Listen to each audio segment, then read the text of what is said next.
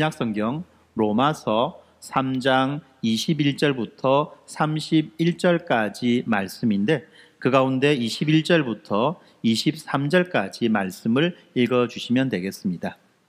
이제는 율법 외에 하나님의 한 의가 나타났으니 율법과 선지자들에게 증거를 받을 것이라. 곧 예수 그리스도의 믿음으로 말미암아 모든 믿는 자에게 미치는 하나님의 의니 자을이 없느니라. 모든 사람이 죄를 범하였음에 하나님의 영광에 이르지 못하더니. 아멘. 네, 지금 우리는 계속해서 이 로마서 말씀을 살펴보고 있습니다.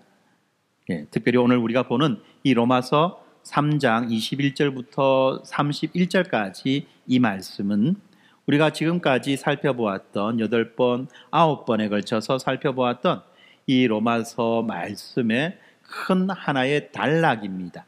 그래서 우리가 오늘 이 시간에도 하나님의 말씀 앞에 함께 서서 이 말씀에 잘 집중했으면 좋겠습니다. 여러분, 우리 잠깐 한번 이 완벽한 세상, 우리 모두가 꿈꾸고 있는, 그리고 우리 각자가 꿈꾸고 있는 이 완벽한 세상을 한번 상상해 보시겠습니까? 모든 것이 제자리에 있고 어긋남이나 부족함이 없는 세상, 모든 관계가 사랑과 신뢰로 충만하고 모든 행동이 선하고 아름다운 세상, 이 세상이 여러분 과연 있겠습니까?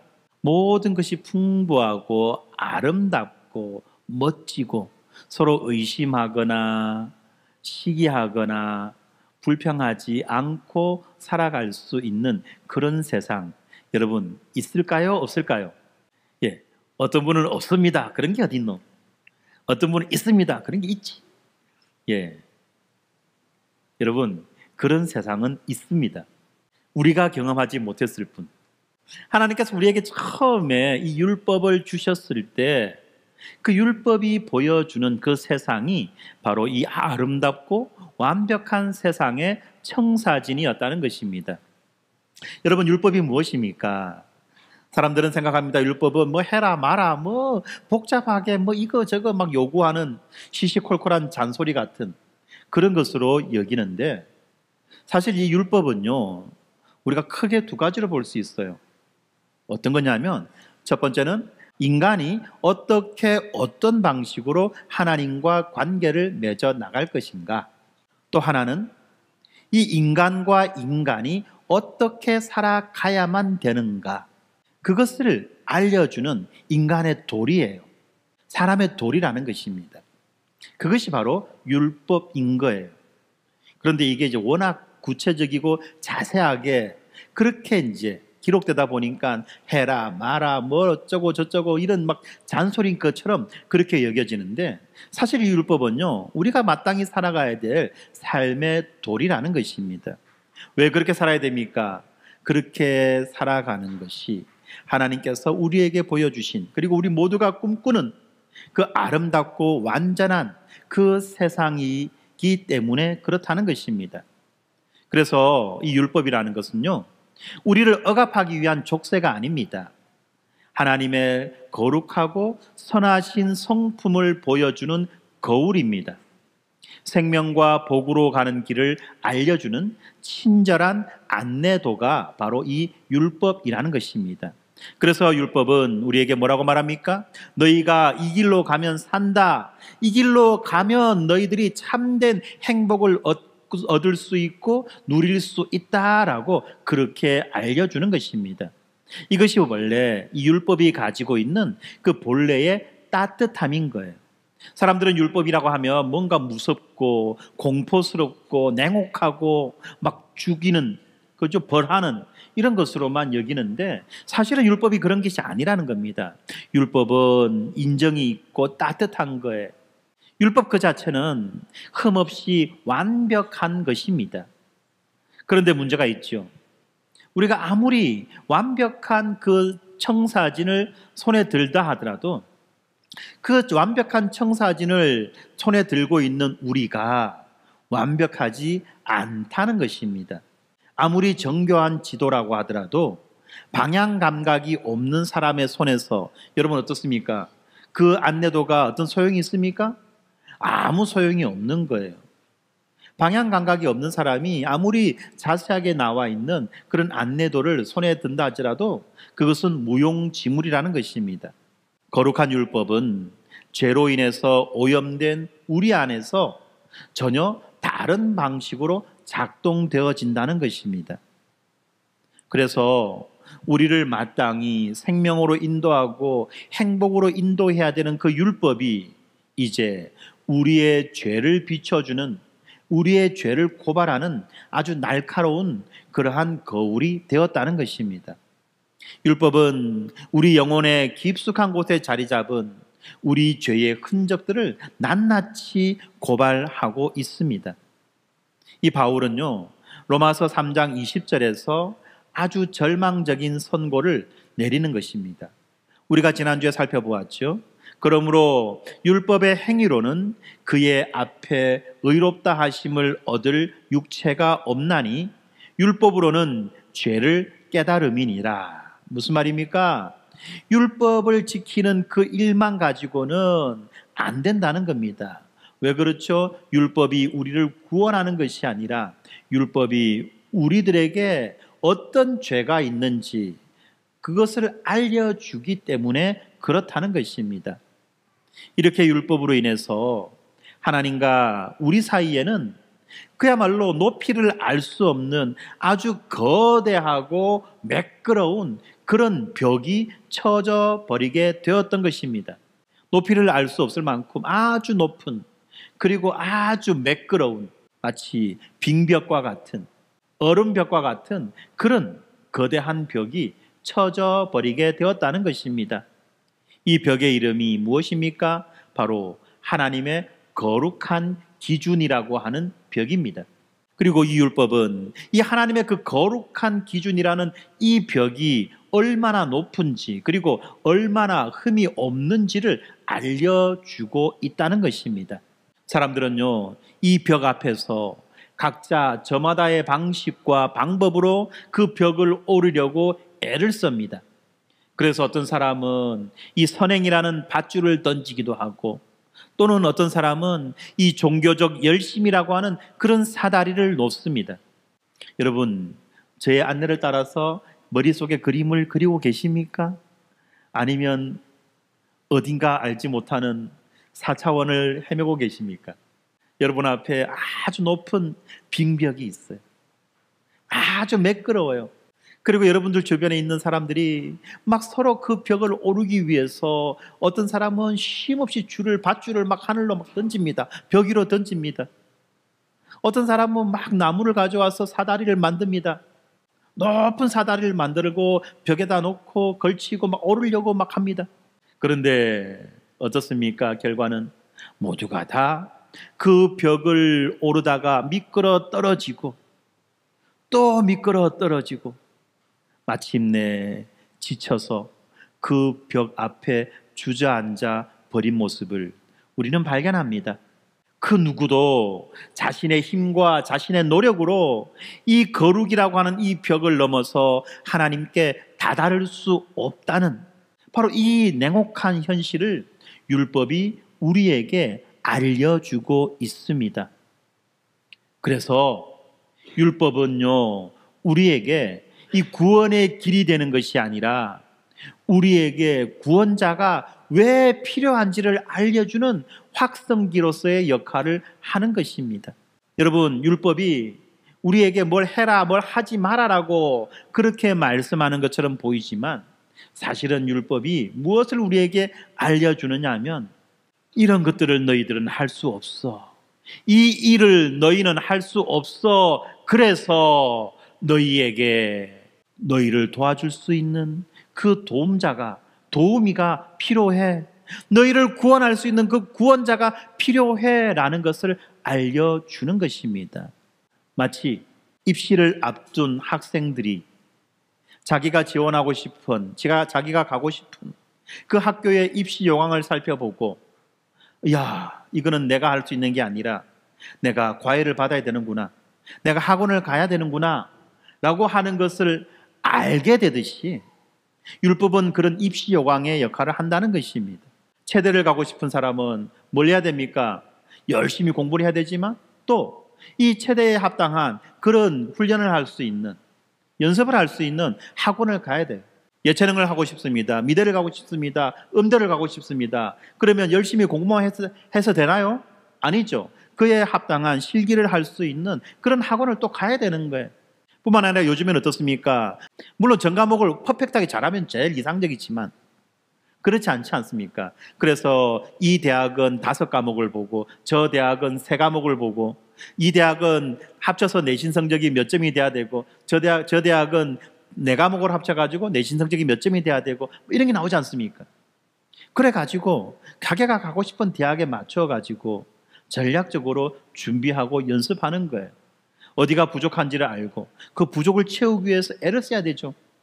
바로 이런 것과 마찬가지로 율법은 우리에게 구원자가 필요하다는 것을 알려주는 거예요. 그런데 어떤 사람은 미련하게 근거 없는 자신감을 가지고 그까이 거 굳이 해야 되나? 내가 알아서 하면 되지. 이렇게 되면 어떻게 됩니까? 좋은 결과 얻을 수 있을까요? 없을까요? 없다는 겁니다. 우리가 우리 사회 속에서 그런 모습을 보지 않았습니까? 자기 보좌관들이 이 나라의 정상을 만날 때는 이렇게 해야 되고 이 사람의 이 나라의 정상은 이런 삶을 살아왔고 이런 데 관심이 있으니까 이런 걸 가지고 잘 이야기하시면 좋겠습니다라고 보좌관들이 알려줘도 필요 없어. 그거 내가 알아서 하면 돼 해가지고 가가지고 있는 부끄러움 없는 부끄러움을 그냥 박앤세일로 당하는 그런 어처구니 없는 현장들 우리가 보지 않았습니까? 율법이 우리에게 네가 할 수 없고 너를 도울 수 있는, 도와주는, 너를 구원할 수 있는 구원자라가 필요해 라고 말해주는데, 그런데 어떤 사람은 근거 없는 자신감으로 필요 없어, 내가 알아서 하면 돼, 문제 없어 라고 하는 사람이 있는가 하면 율법의 안내를 따라서 그렇지, 우리에게는 구원자가 필요하고 도울 자가 필요해 라고 그 구원자를 찾아 나서고 도울 자를 찾아 나서는 사람이 있게 된다는 것입니다. 그리고 그 결과는 어떻습니까? 완전 딴판이죠. 지나간 3년 동안 부끄러움은 우리의 몫이었습니다. 여러분, 우리 모두는 이 하나님의 거룩이라고 하는 이 어마어마한 그 벽 앞에 서 있어요. 이 벽이 이제는 우리에게 절망의 벽으로 다가옵니다. 여러분, 그 벽 앞에서 우리는 어떻게 해야 될까요? 그 절망의 벽 앞에서 우리가 더 노력한다고 될까요? 우리가 더 선하게, 더 착하게 살면 언젠가는 그 벽을 오를 수 있을까요? 성경은 말합니다. 아니, 안 돼. 바로 이 철저한 절망의 자리, 인간의 모든 가능성과 기대가 끝나는 그 지점에서 이제 우리 하나님께서 우리에게 전혀 예상하지 못했던 새로운 길을 열어주고 계시는 것입니다. 바로 하나님께서 열어주시는 그 새로운 길에 대한 이야기가 오늘 본문의 이야기인 것입니다. 오늘 본문 21절은 이 성경 전체에서 가장 극적인 반전을 선포하는 2개의 단어로 시작합니다. 오늘 우리가 보고 있는 우리 성경은 이제는이라는 말이 21절의 맨 앞에 나와 있습니다. 그런데 여러분들이 잘 알고 있듯이 이 이제는이라는 말 앞에 한 말이 더 있는데 그것은 바로 그러나라는 말입니다. 우리가 그냥 보면 안 보여요. 믿음의 눈으로 보시면 그러나가 보입니다. 보세요. 그러나가 보입니까? 보셔야 돼요. 안 보이면 믿음이 없는 사람으로 제가 농담하겠습니다. 그러나 이제는, 그러나 이제는이라는 이 말의 의미를 우리가 잘 생각해야 됩니다. 지금까지 우리는 어떤 말씀을 들었습니까? 율법을 아는 자는 율법을 지키지 못해서 하나님의 심판을 받을 수밖에 없고, 율법을 모르는 자는 자기의 양심을 지키지 못해서 하나님의 심판을 받을 수밖에 없다고 말했습니다. 무슨 말이냐 하면, 한마디로 말하면 다 자기 생각대로 자기 마음대로 자기 인생 살다가 인생 쫑쳤다는 겁니다. 자기 마음대로 자기 고집대로 그렇게 인생 살다가 그 인생 막장 드라마를 찍었다는 것입니다. 그래서 우리는 말합니다. 소리 지릅니다. 이제 나는 어떻게 해야 됩니까? 내가 할 수 있는 것은 아무것도 없습니다. 이제 나는 어떻게 해야 합니까? 그렇게 절망하고 절규하는 우리에게 성경은 말합니다. 그러나 이제는 지금까지 우리가 보았던 그 성경의 말씀이 인류의 죄와 절망의 파로나마로 정말로 칠흑 같은 어둠을 우리가 지나오게 되었다면 이제 오늘 우리가 보는 이 본문은 그러나 이제는 이라는 이 두 단어를 통해서 그 칠흑 같은 어둠을 뚫고 터져나오는 그 여명의 빛을 발견하게 되는 것입니다.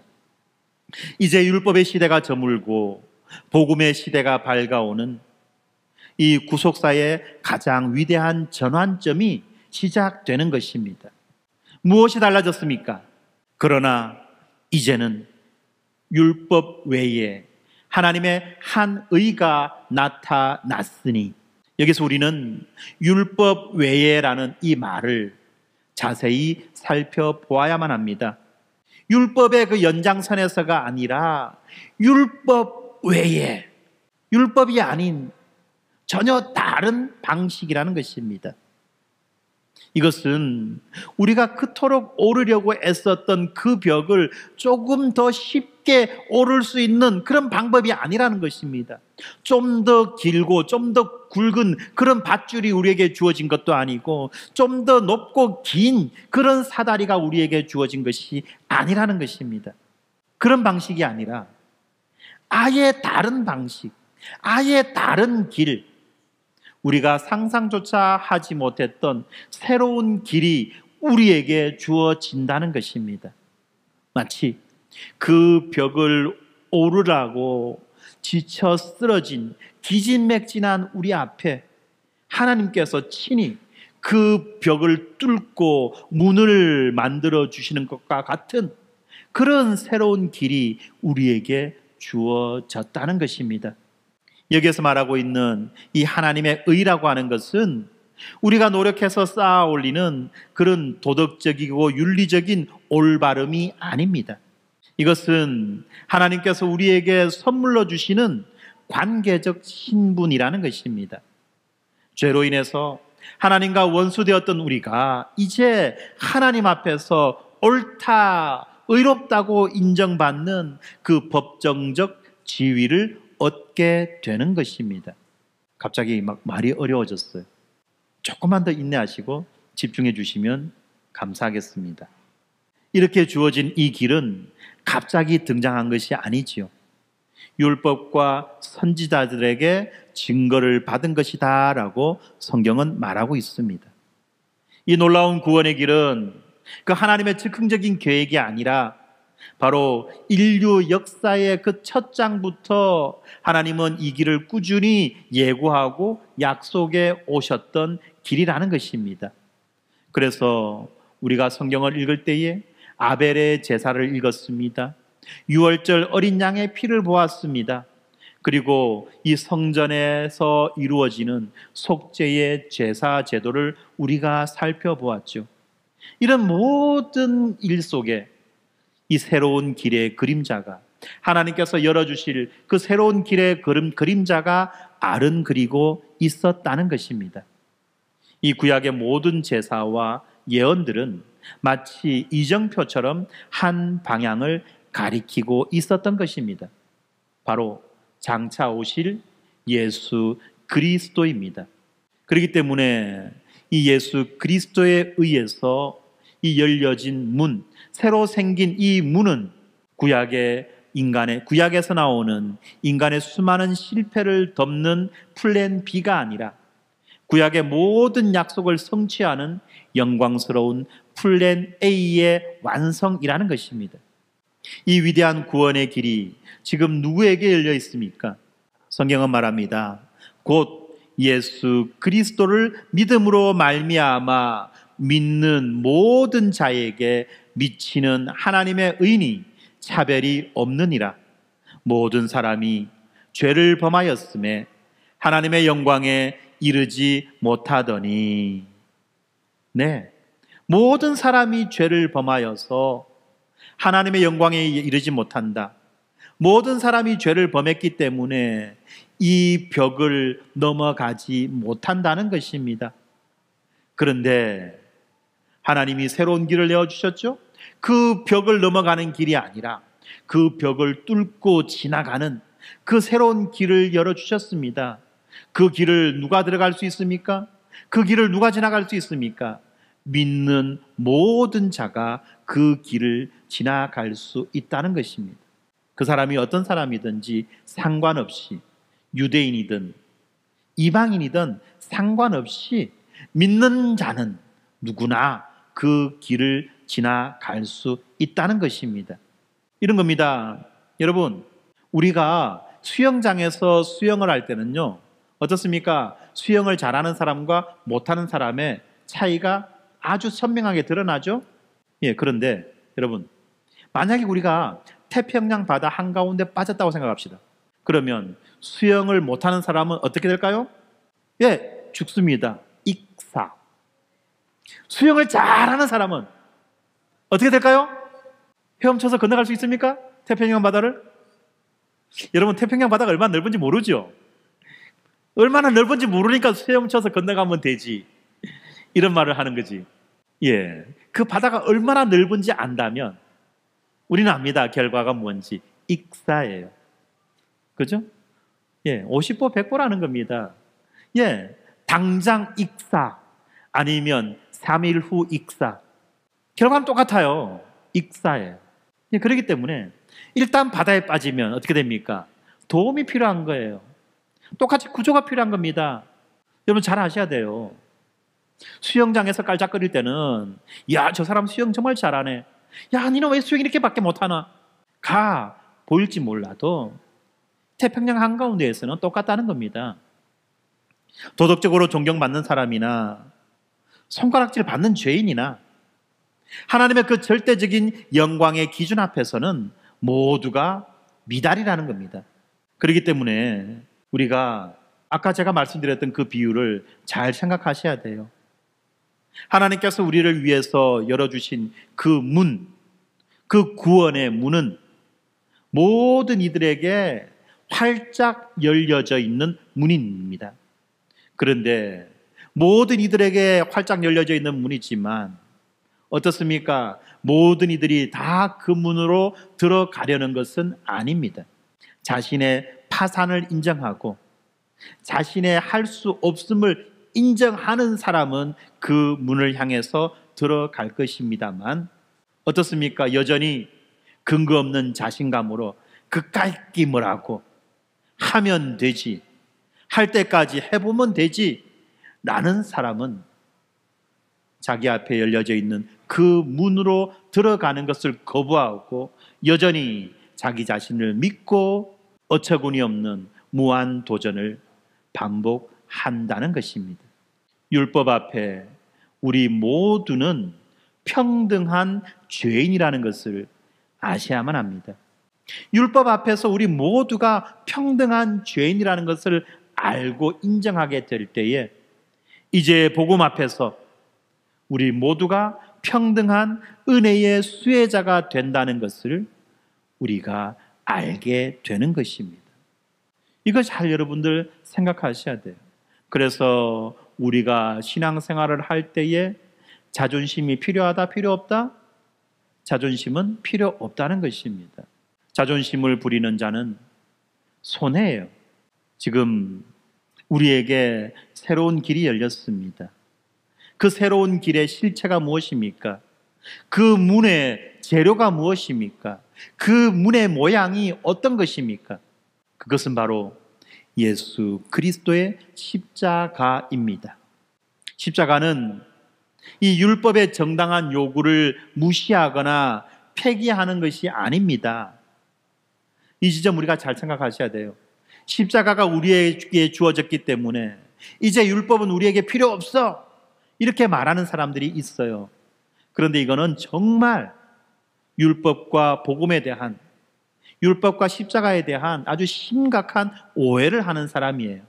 이 십자가는 이 율법의 정당한 요구를 무시하거나 폐기하는 것이 아니라 오히려 그 율법의 요구를 가장 완벽하고 가장 영광스럽게 충족시켜주는 하나의 엄청난 사건이라는 것입니다.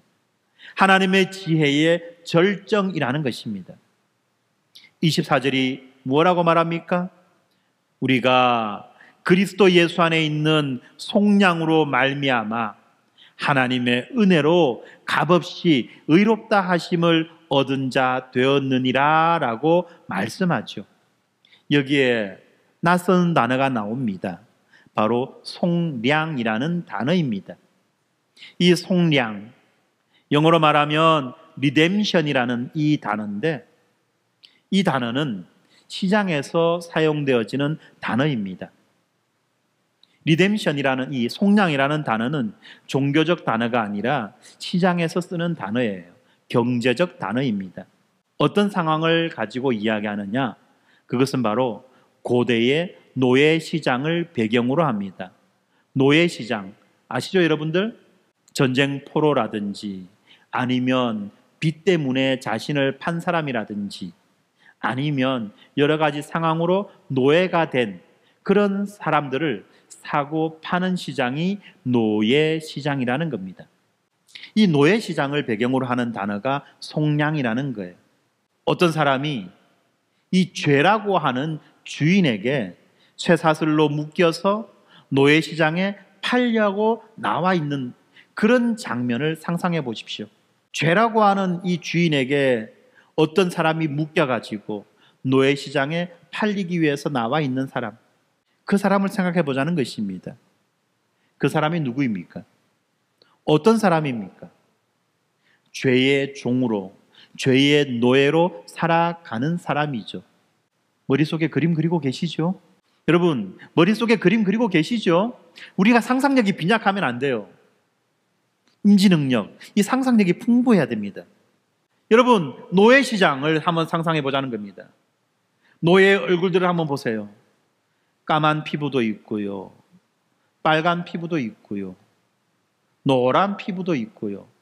곱슬머리도 있고요. 긴 머리도 있어요. 근육질인 사람도 있고 빼빼 마른 사람도 있습니다.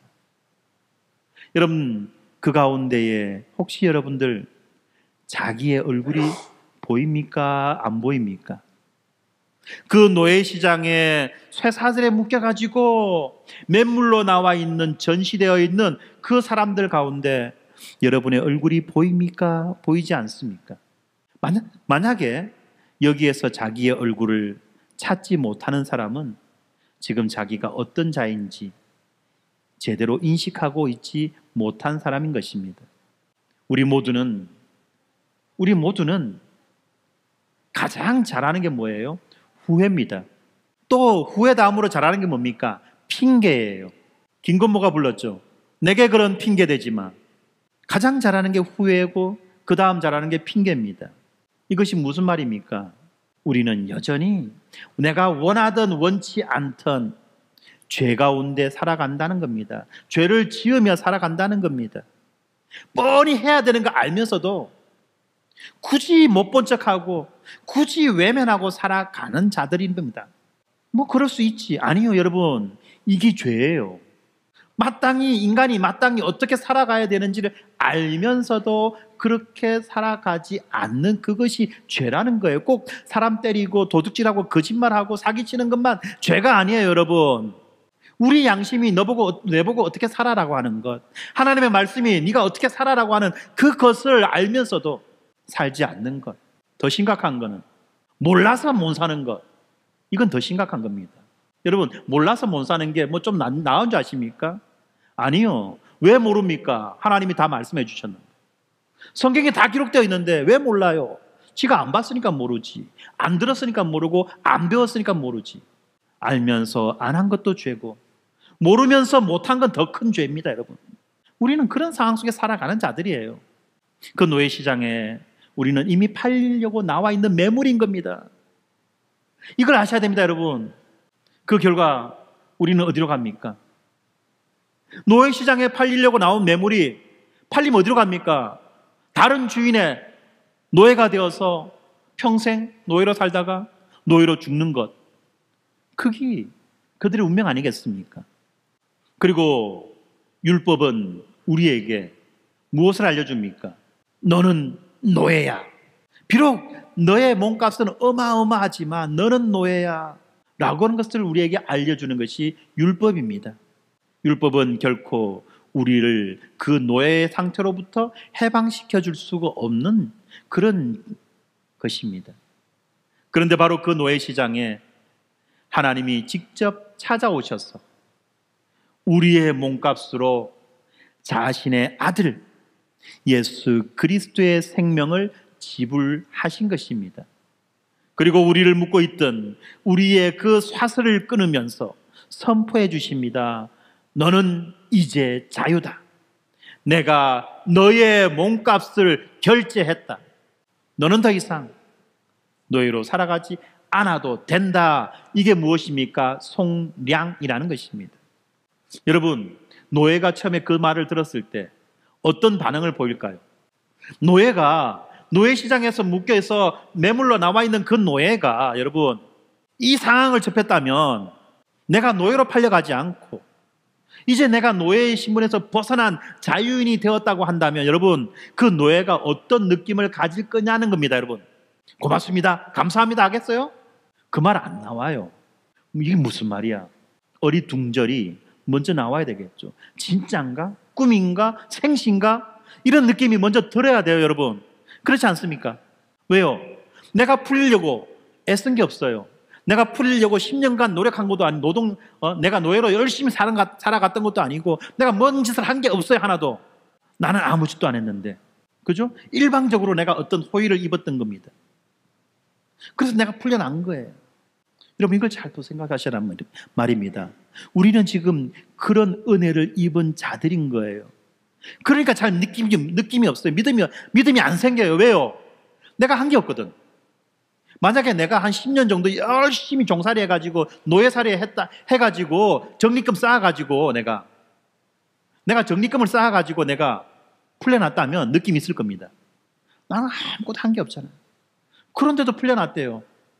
그런데 성경은 계속해서 뭐라고 말합니까? 이 십자가가 단순히 우리의 몸값만을 치른 사건이 아니라고 말해주지요. 25절을 보면 이런 말 나옵니다. 이 예수를 하나님이 그의 피로써 믿음으로 말미암는 화목 제물로 세우셨으니. 네, 여기에 또 조금 낯선 말이 나옵니다. 화목 제물이라는 말이에요. 이 화목 제물이라는 이 말은 어떤 것과 관계되느냐 하면 이 제사와 관계되는데요. 이 제사라고 하는 것은 죽은 사람을 모시는 우리가 보통 말하는 그 제사가 아니에요.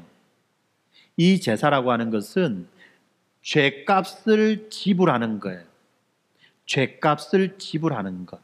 자기가 어떤 범죄를 했을 때 자기의 생명 대신 다른 동물의 생명으로 자기의 죄값을 지불하는 것, 이것이 제사인데요. 성경에 나오는 제사인데 이 화목 제물이라고 하는 것은 바로 이 죄값을 지불하는 것과 연계되어 있습니다. 특별히 이 화목 제물은요, 성경에서 신약에서 말하는 화목 제물은 구약의 5대 제사의 화목 제물과는 좀 다릅니다. 이 신약에서 말하는 이 화목 제물을 구약의 개념으로 말한다면 무엇과 비슷한가 하면 대속죄일에 드려지는 제물이에요.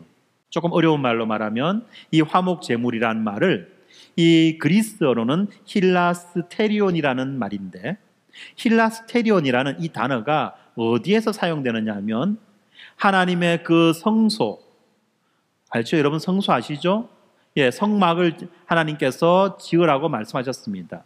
성막을 통해서 하나님이 자기의 백성들을 만나시겠다고 말한 거예요. 그 성막 가운데에서 가장 중요한 부분이 성막 안에 있는 지성소라고 하는 부분입니다. 지성소, 가장 거룩한 장소죠. 그 지성소에는 무엇이 있느냐 하면 바로 이 언약궤라고 하는 이 하나의 나무 상자가 들어있는데, 그 나무 상자, 언약궤라고 하는 궤 그 위에 뚜껑의 역할을 하는 그 부분이 바로 힐라스테리온이라고 합니다. 그리고 성경은 그 부분을 뭐라고 말하느냐 하면 시은좌라고 말해요. 은혜가 베풀어지는 보좌다는 거죠. 이것이 어떤 의미를 가지고 있느냐 하면 바로 그 자리가 하나님이 앉아 계시는 자리예요. 하나님이 임재하시는 그 자리입니다. 그리고 죄인은 아무도 그 자리에 함부로 나아갈 수가 없고 1년에 지정된 단 하루, 지정된 사람이 그 앞으로 나아갑니다. 그 사람은 어떤 사람이냐? 모든 백성을 대표하는 사람이에요. 모든 백성을 대표하는 사람이 모든 백성의 죄를 제물에게 전가하고 그 제물을 죽여서 그 피를 가지고 그 자리로 나아가는 겁니다. 1년에 한 번. 그리고 그 날을 우리는 대속죄일이다라고 말하죠. 바로 이 대속죄일에 대제사장이 모든 백성의 그 죄값을 가지고 하나님 앞에 나아가 회개하고 그리고 용서함을 입는 것, 모든 백성의 죄의 문제를 처리하는 곳, 그것이 바로 이 대속죄일이고 그것이 이루어지는 장소가 바로 힐라스테리온, 시은좌, 은혜가 베풀어지는 보좌라는 말이죠. 시은좌라고 말하고요. 그것을 우리 성경에서는 화목제물이다라고 말하는 것입니다. 다시 말하면 이 십자가가 바로 구약에서 이 지성소 안에 들어있는 언약궤가 담당하는 그 역할을 한다는 것입니다. 바로 이 말을 그냥 쉽게 말하면 무슨 말이냐? 하나님이 우리의 모든 범죄함으로 인한 그 결과, 죄에 따라오는 게 뭐죠? 벌이죠. 벌. 모든 벌을 예수님에게 대신 받게 하셨다는 겁니다. 예수님이 그러면 무슨 말입니까? 예수님을 앞에서는 속량이라고 말했죠. 예수 십자가를. 예수의 십자가를 여기에서는 화목제물이라고 말했죠. 무슨 말입니까? 예수님의 십자가를 통해서 우리의 모든 죄와 그 죄에 따라오는 벌이 다 깨끗하게 해결되었다라는 말인 것입니다. 바로 그 이야기를 하는 거예요. 노예로서의 몸값이 해결되었을 뿐만 아니라 그 노예로서 저질렀던 모든 그 책임들도 면제받게 되었다는 것입니다. 그렇습니다. 어떤 방식으로? 자기의 아들의 생명을 우리 대신 지불하시는 방식으로. 왜 이렇게 하시면 안 됩니까?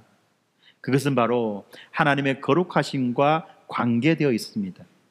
거룩하신 하나님은 죄를 결코 용납하실 수가 없죠. 왜 그렇습니까? 이 죄라고 하는 것은 하나님의 거룩하신 성품에 대한 정면 도전입니다. 그래서 하나님의 공의로운 진노를 불러 일으키시는 겁니다. 그렇기 때문에 만약에 하나님께서 우리의 죄를 그냥 못 본 척 눈 감아 주신다면 하나님은 더 이상 공의로운 하나님이 아니라는 거예요. 공의로우신 하나님은 반드시 그 죄에 대해서 심판하셔야만 한다는 것입니다. 여러분, 이게 죄예요. 그런데 심판은 무엇입니까? 죽는 거예요. 그러면 어떤 말이 생깁니까? 하나님이 노예시장에서 매물로 나온 우리를 풀어주셨는데, 기껏 풀어주셨는데, 풀어주고 난 다음에 죽여야 된다는 거예요. 이게 말이 됩니까? 풀어주셔서 자유인으로 만들어주셨지만 그가 저질렀던 그 죄 때문에, 그 죄값 때문에 신분은 해방되었을지도 몰라도 그가 했던 모든 행위의 결과들에 대한 벌로 그가 죽임을 당해야 된다. 이게 말이 안 되는 상황이 벌어진 거 아닙니까? 풀어주셨을 뿐만 아니라 살려주기 위하여 하나님은 이 딜레마를 자기의 아들의 그 생명으로 대신하셨다는 것입니다. 그 말이 바로 예수 그리스도가 우리의 속량이 되셨을 뿐만 아니라 예수 그리스도가 화목제물 되셨다라는 말로 성경은 표현하고 있는 것입니다. 이렇게 십자가 위에서 예수님은 저와 여러분이 받아야 될 하나님의 모든 이 공의로운 진노를 자신의 몸으로 온전히 다 받아내셨던 것입니다. 십자가는 하나님의 무한한 사랑의 표현이며 또한 동시에 죄를 향한 하나님의 그 불타는 공의가 남김없이 쏟아부어진 두렵고도 영광스러운 현장이라는 것입니다. 26절이 바로 그 절정을 보여줍니다. 곧 이때에 자기의 의로우심을 나타내사 자기도 의로우시며 또한 예수 믿는 자를 의롭다 하려 하심이라. 그렇지 않습니까? 세상에 어떤 판사가 죄인에게 무죄를 선언하면서 동시에 자기의 판결이 정의롭다고 말할 수 있겠냐는 것입니다. 지금 한참 욕먹고 있는 판사 있죠. 지모씨라고. 왜 욕먹습니까? 마땅히 벌을 받아야 되는 사람을, 그죠? 마땅히 벌을 받아야 되는 사람을 벌 주지 않고 풀어줬잖아요. 석방시켰잖아요. 그래서 욕먹는 거예요. 야, 그 사람 정말 인정 있네. 이렇게 칭찬하는 사람 없죠? 정상적인 사고를 하는 사람이라면. 저기 무슨 판사라고. 다 욕합니다. 왜요? 정의롭지 못하기 때문에. 지금 그런 딜레마인 겁니다. 마땅히 벌을 받아야 될 죄인에게 무죄를 선언합니다. 동시에 자신이 정의롭다고 주장해야 됩니다. 불가능한 일이라는 겁니다. 그런데 하나님은 이 십자가를 통해서 이 불가능한 일을 가능하게 하셨던 것입니다. 죄에 대한 심판을 자기 아들 예수에게 내리심으로 하나님의 공의를 지키셨습니다. 뿐만 아니라 그 아들을 믿는 모든 자에게 죄 없음을 선언하시고 의롭다고 칭해 주셨던 것입니다. 모든 죄와 그리고 따라오는 형벌을 예수 그리스도가 대신 담당하신 것입니다. 하나님의 사랑과 공의, 하나님의 그 용서와 정의가 십자가 위에서 완벽하게 만나 우리를 위한 구원의 길을 완성하신 것입니다.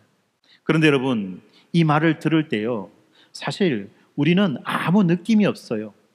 목사가 이런 말 하니까 그런가 보다 라고 하지 전혀 실감이 안 납니다. 왜 그런 줄 아십니까? 이 일이 내 안에서 일어난 일이 아니기 때문에. 이 일은요, 내 속에서 일어난 일이 아니에요. 내 밖에서 일어난 일이라는 겁니다. 그러니까 나한테 어떤 느낌도 어떤 감흥도 없어요. 참 이게 딜레마입니다. 하나님이 나를 위하여 모든 일을 완벽하게 다 하셨고 그 모든 일에 대한 결과를 나에게 적용시켜 주셨지만 그럼에도 불구하고 나에게 어떤 느낌도 없다는 거예요. 왜? 내 밖에서 일어난 일이기 때문에. 그런데 여러분, 제가 지금 놀라운 사실을 하나 말씀드릴게요. 만약에 우리가 이 사건과 이 일을 믿는다면, 이것을 믿을 때에 어떤 일이 생긴 줄 아십니까, 여러분? 이제 아무 감정도 없었고 아무 느낌도 없었고 전혀 나와 딴 나라 일인 것처럼 느껴지던 그 일이 이제 내 안에 스물스물 들어와서 이제 그 일이 내 인생에서 실체가 되어 드러나는 것입니다. 이것이 믿음이에요. 이것이 믿음입니다. 여러분, 믿기지 않으신다면 믿으십시오. 믿으십시오. 무엇을 믿어야 됩니까? 이 일을 행하신 예수 그리스도가 어떤 분이신지, 그리고 그 분이 나를 위해서 어떤 일을 하셨는지, 그리고 그 일의 결과가 나에게 어떻게 작동되는지를 여러분이 믿으십시오. 믿을 때에 내 안에서 이 일들이 역사합니다. 그래서 우리의 삶이 바뀌어지는 거예요. 우리의 감각과 우리의 느낌이 변화되는 것입니다. 마치 우리가 이 밀가루 반죽 안에다가 효모라고 하는, 그죠? 아주 작은 양의 그 가루를 넣으면 어떤 일이 일어납니까? 밀가루가 부풀어 오르죠. 왜 부풀어 오릅니까? 효모라고 하는 이것 때문에. 부풀어 오르는 현상이 일어나는 것입니다. 마찬가지로 우리의 인생 가운데 이 믿음이라고 하는 이 효모를 넣게 되면 우리의 인생에 놀라운 변화가 일어나는 것입니다. 왜 여러분의 인생에 변화가 없는지 아십니까? 30년을 예수를 믿어도 왜 항상 그 자리인지 여러분들 아십니까? 그거는 여러분이 이것을 믿지 않기 때문에 그런 것입니다. 믿는다고 착각할 따름, 내가 이것을 믿는 게 아니에요. 넌 보고 믿으라고만 이야기하지, 내가 그것을 믿지 않기 때문에 내 인생에서 그 일이 일어나지 않는 것입니다. 그런데 더 무서운 일은, 만약에 내 인생에서 그런 일이 일어나지 않는다면 나는 여전히 죄 가운데 있을 것이고 나는 여전히 심판받아 멸망할 수밖에 없다는 것입니다. 이게 더 심각한 현실이에요. 왜 그래요? 아시잖아요. 믿음이 우리를 구원합니다. 믿음이 없으면 그 누구도, 천하의 그 누구도 구원받을 수 없어요. 사돈의 8촌 다 믿어도 내가 안 믿으면 나는 그냥 아무것도 아닌 거예요. 사돈의 8촌 그 누구도 믿지 않아도 내가 믿는다면 구원받는 겁니다. 여러분, 믿음은 각자예요. 믿음은 각자입니다. 우리 아버지의 믿음 때문에 내가 구원받는 것도 아니고 우리 아내의 믿음 때문에 내가 구원받는 거 아니에요. 착각하지 마세요. 믿음은 각자입니다. 믿는 자로서 살아가는 것은 공동체적인 삶이지만 믿음은 각자인 것입니다. 하나님께서는 이 십자가라고 하는 놀라운 구원의 문을 우리를 향해서 열어놓으셨습니다. 우리가 어떻게 그 문에 들어갈 수 있습니까? 유일한 방법은 바로 믿는 것입니다. 그래서 27절에서 바울이 이렇게 말합니다. 그런즉 자랑할 때가 어디 있느냐? 있을 수 없다. 무슨 법으로 자랑할 것이냐? 무슨 행위로 자랑할 것이냐? 오직 믿음의 법이다. 어떤 법이나 어떤 행위로도 그 문에 들어갈 수 없다는 것입니다. 오직 믿음으로만 그 문을 들어갈 수 있다는 것입니다. 바울은 행위의 법과 믿음의 법이라는 두 가지 원리를 우리에게 비교해서 보여줍니다. 행위의 법이 무엇입니까? 우리가 무언가를 해서 하나님께 인정받으려고 하는 그 원리입니다. 우리가 무언가를 해가지고 하나님으로부터 인정받으려고 하는 거예요. 내가 이렇게 하면 하나님 남 좀 더 잘 봐주시겠지. 내가 이렇게 하면 하나님이 좀 더 예뻐해 주시겠지. 그런데 여러분, 이런 행위의 법 끝에 무엇이 있는지 아십니까? 다른 사람과의 비교가 있습니다. 그래서 좀 잘하면 우월감을 느낍니다. 한마디로 무엇입니까? 교만이에요. 내가 니보다 낫다. 이 참 교만은요, 진짜 고칠 수 없는 불치의 병인 거 아시죠? 또 이 반대로 무엇이 있습니까? 낙심과 절망이 있어요. 나보다 잘 나가는 사람 보면 배 아픕니다. 왜 배 아파요? 내가 그렇게 못하니까 배 아프죠. 남들보다 잘났다고 뻐기거나 남들보다 못났다고 배 아파하거나 하는 이런 일들이 무엇 때문에 나옵니까? 이 행위의 법으로 살아갈 때 나온다는 것입니다. 그런데 바울이 보여주는 또 다른 법이 있습니다. 그것은 믿음의 법입니다. 이것은 내가 무엇을 했기 때문에가 아니라 예수님께서 모든 것을 다 하셨기 때문에 나는 거예요. 내가 잘나서 내가 애쓰고 노력해서 내가 무엇을 하는 것이 아니라 예수님께서 모든 것을 다 이루어 주셨기 때문에 우리가 하나님께 받아들여진다는 바로 그 원리가 믿음의 법이라는 것입니다. 다시 말하면 믿음의 법으로만이 우리가 구원의 문을 통과할 수 있다는 것입니다. 그런데 여러분, 착각하지 마세요. 어떤 사람도 이렇게 말합니다. 내가 믿었으니까 하나님이 나를 구원했지. 내가 안 믿었으면 어떻게 구원할 거야? 마치 믿음을 일종의 공로로서 여기는 사람이 있습니다. 그게 아니에요. 믿음은 우리가 구원을 얻기 위해서 취하고 행하는 또 하나의 공로나 행위가 아닌 것입니다. 믿음이라는 것이 뭔지 아십니까? 그냥 우리를 향해서 내밀어 주시는 그 하나님의 손을 붙잡는 것이 믿음이에요. 우리를 향해서 내밀어 주시는 그 하나님의 손을 붙잡는 것이 믿음이라는 것입니다. 아까 물에 빠진 사람, 아까 태평양 한가운데서 물에 빠진 사람, 그 사람이 이렇게 말합니다. 내가 그 손을 죽을 힘을 다해서 붙잡았으니까 내가 살아났지. 내가 안 붙잡았어 봐. 내가 살아났겠어? 만약에 어떤 사람이 이렇게 말한다면 여러분들 옆에서 뭐라고 말하겠습니까? 정신 빠졌나? 아니에요. 손을 내밀었으니까 살았지. 손을 붙잡았으니까 살았어요, 여러분? 참, 이런 참 황당무계한. 그렇습니다. 공로가 무엇입니까? 행위가 무엇입니까? 내 공로가 담긴 손이라는 것은 바로 꽉 움켜쥐고 있는 이 주먹과 같은 겁니다. 그 알량한 그거 하나 붙잡으려고, 그거 놓치지 않으려고 붙잡고 있는 이거예요. 그러나 믿음은 무엇입니까? 하나님의 그 손길을 붙잡기 위해서 활짝 펼쳐낸 빈손과 같다는 것입니다. 그래서 물에 빠진 사람을 구할 때 여러분 어떻게 말합니까? 손에 잡고 있는 그거 놓고 손 피고 내 손 잡아라. 내 손. 네 손에 잡고 있는 그게 무슨 프라다 백이고 무슨 샤넬 백이고 요즘 디올 백 하여튼 뭐라 할지라도 놓고 좀 잡아라. 놔라 그거 좀 놔라. 안 하겠습니까? 그 백과 같이 망할래? 그 백을 버리고 내 손 잡고 살래? 이거 아닙니까, 여러분? 이게 믿음이에요, 여러분. 여러분은 지금 뭘 붙잡고 있습니까? 어떤 사람은 남편 붙잡고, 어떤 사람은 자식 붙잡고, 어떤 사람은 성공 붙잡고 인생을 살고 있죠. 여러분, 이 믿음의 법이 우리에게 놀라운 결과를 가져다 주는 거예요. 첫째는 자랑을 하지 않게 만들어줍니다. 자랑을 하지 않게 만들어줍니다. 구원이 전적인 선물이지 않습니까? 그러면 우리가 자랑할 것이 어디 있습니까?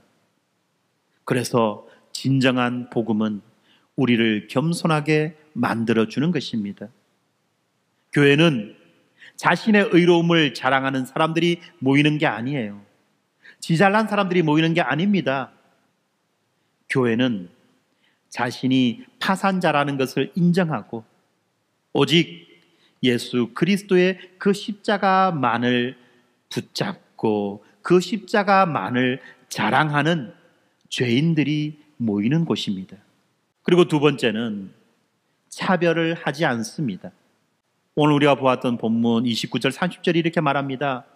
하나님은 다만 유대인의 하나님이시냐 또한 이방인의 하나님은 아니시냐. 할례자도 믿음으로 말미암아 또한 무할례자도 믿음으로 말미암아 의롭다 하실 하나님은 한 분이시니라.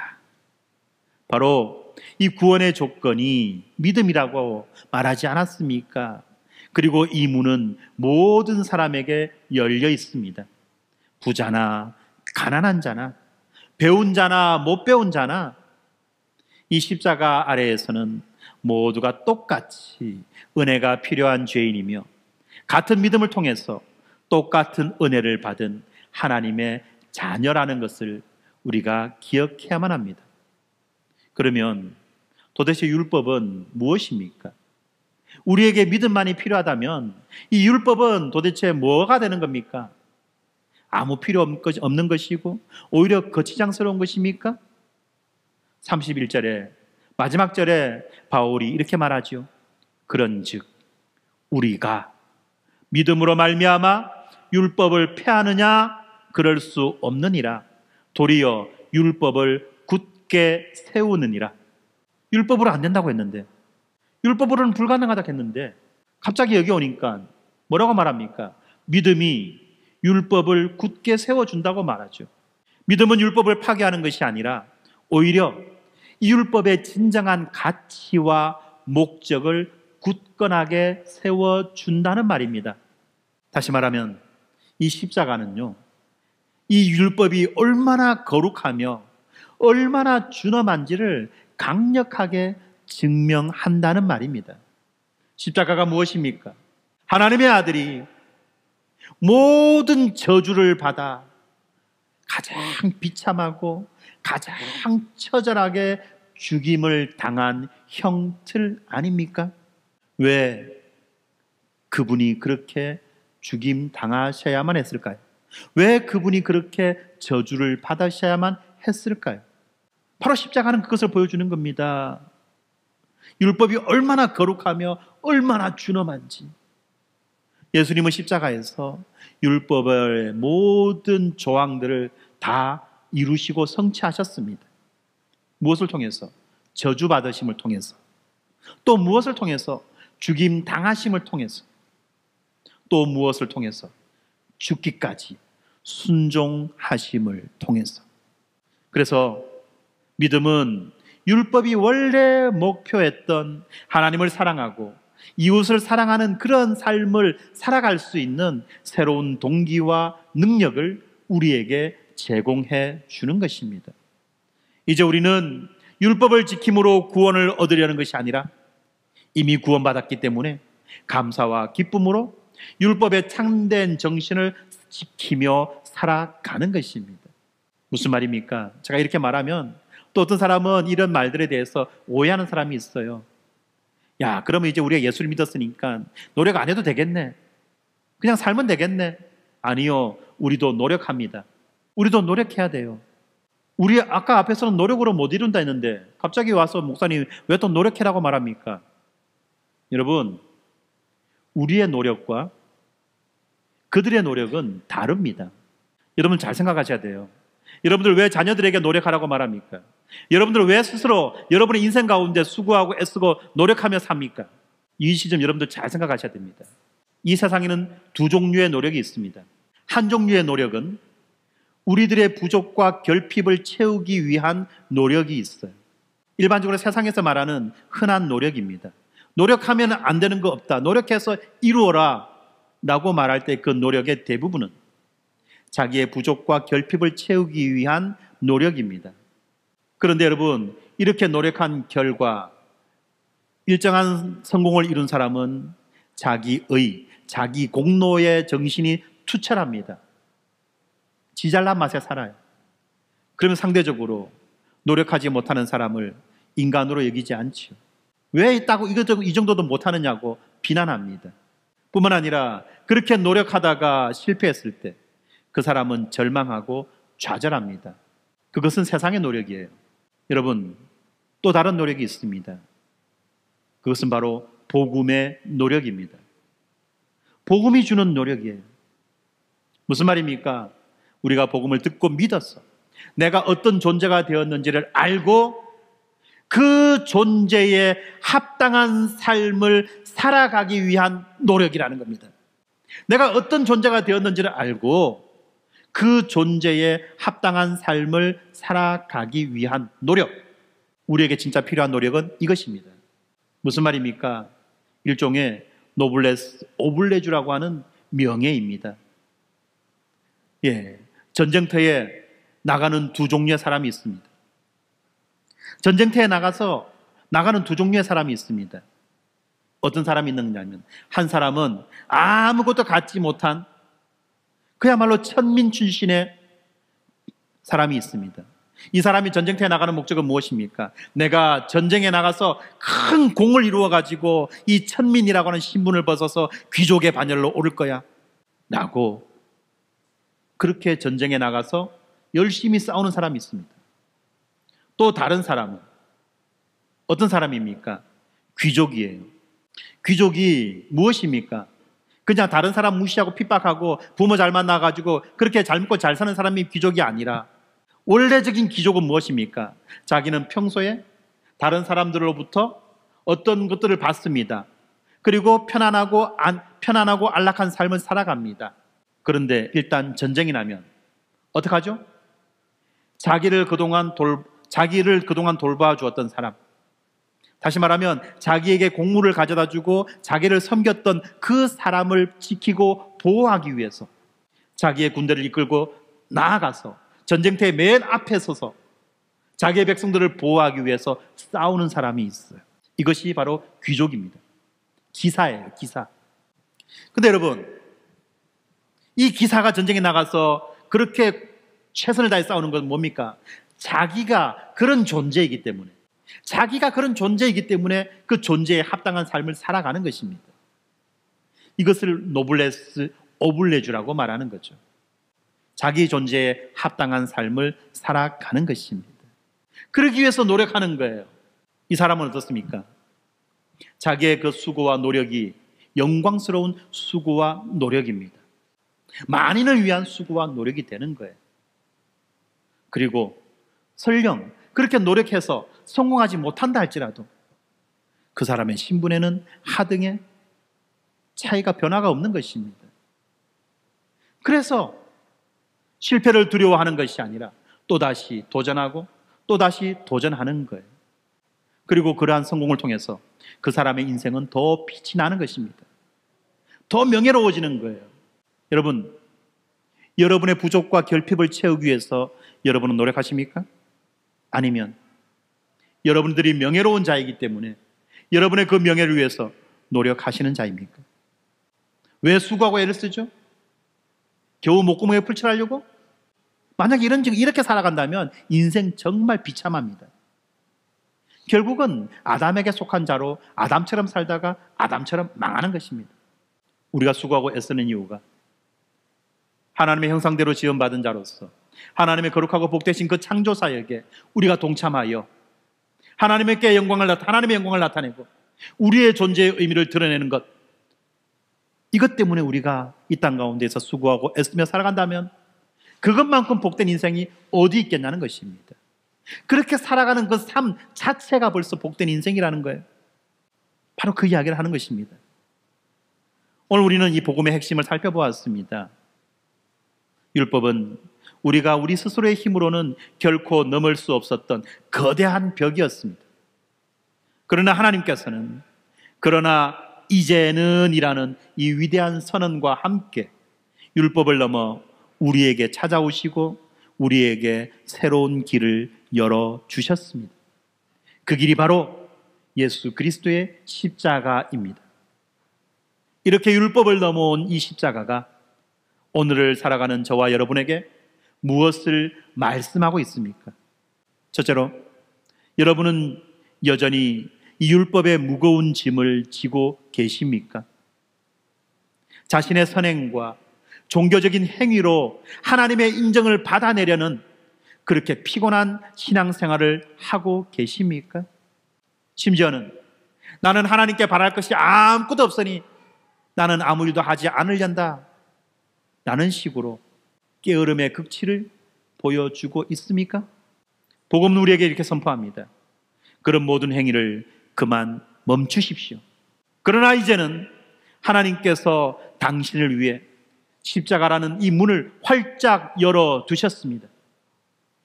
자신의 의의를 쌓으려던 그 낡은 습관을 버리고 그리스도께서 이루신 완전한 의를 믿음으로 옷 입어야 합니다. 율법의 무거운 짐에서 십자가의 참된 자유로 나아오시기를 주님의 이름으로 축원합니다. 두 번째는 우리가 하나님의 의로 살아가는 새로운 공동체, 교회라는 사실을 기억하면 좋겠습니다. 십자가 앞에서 나의 자랑은 사라집니다. 오직 그리스도만이 존귀하게 드러납니다. 나의 신앙 경력이나 나의 직분이나 나의 헌신의 그런 양들이 다른 사람들보다 나를 더 의롭다고 만들어주는 것이 결코 아니지요. 우리 모두는 십자가 앞에서 똑같은 죄인이었습니다. 또 그러나 똑같은 은혜를 입은 자들입니다. 그래서 서로를 판단하는 그 율법의 눈이 아니라 서로를 품어주는 복음의 눈으로 서로를 바라보는 저와 여러분이 되기를 바랍니다. 여러분이 돼야 돼요. 제가 돼야 됩니다. 다른 사람들 보고 이래라 저래라가 아니라 본인 스스로가 이런 사람이 되어야만 합니다. 복음을 알면서도 그 앞에서 피우는 게으름은 악입니다. 세 번째로는 십자가는 모든 막힌 담을 허무는 능력이 있습니다. 유대인과 이방인의 벽을 허무신 이 십자가가 오늘날 우리 사이에 있는 다양한 벽들도 허물기를 원하십니다.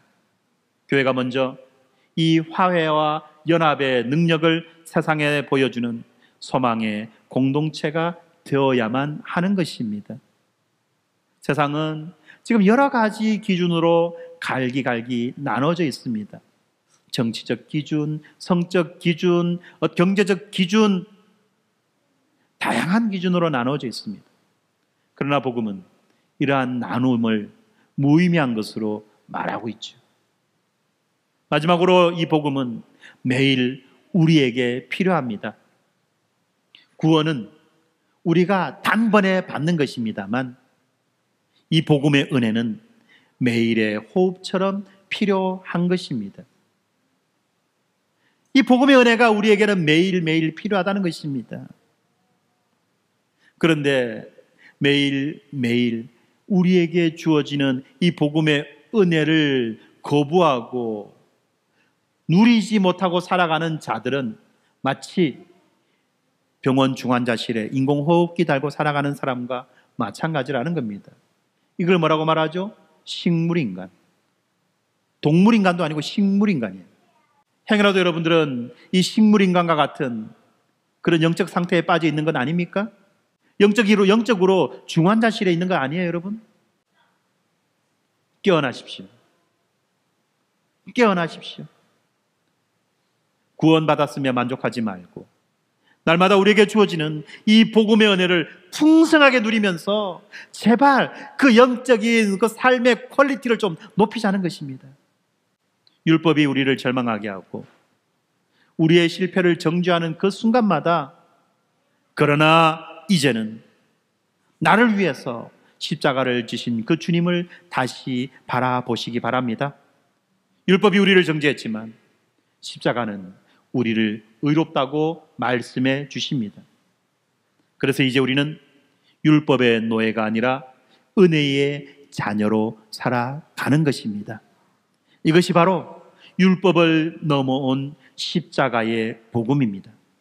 이 복음의 능력 안에서 매일 승리하며 살아가는 모든 성도님들이 되시기를 간절히 소망합니다.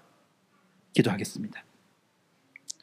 사랑과 공의의 아버지 하나님, 이 거룩한 율법을 통해서 저희의 죄를 보게 하시고 우리의 힘으로는 결코 하나님 앞에 설 수 없는 절망적인 존재라는 것을 깨닫게 하셔서 감사합니다. 이제 율법의 벽 앞에서 좌절하고 신음하던 우리를 불쌍히 여기사 그러나 이제는 이라는 위대한 은혜의 선포와 함께 십자가라는 새로운 길을 열어주신 그 사랑에 감사하고 또 감격합니다. 아버지, 나의 행위와 노력을 의지하여 교만했던 죄를 용서하여 주시고 여전히 율법의 잣대로 나와 다른 이들을 판단하며 정죄했던 완악함을 용서하여 주시옵소서. 이제는 우리의 어떠함이 아니라 오직 그리스도께서 이루신 속량과 화목제물 되신 공로만을 의지하여 담대히 은혜의 보좌 앞으로 나아갑니다. 성령께서 우리 안에서 역사하셔서 매일 십자가의 복음을 붙들게 하여 주시옵소서. 우리가 자랑하려는 마음이 들 때마다 십자가 아래에 우리를 겸손히 엎드리게 하시고 우리가 낙심될 때마다 우리를 의롭다 하시는 그 하나님의 음성을 듣게 하여 주시옵소서. 우리 교회가 이 복음의 능력으로 모든 막힌 담을 허물고 서로를 용납하며 하나 되어 세상을 향한 화해의 공동체로 굳건히 서게 하여 주시옵소서. 우리의 유일한 자랑이요 소망이신 우리 주 예수 그리스도 이름으로 기도드립니다. 아멘.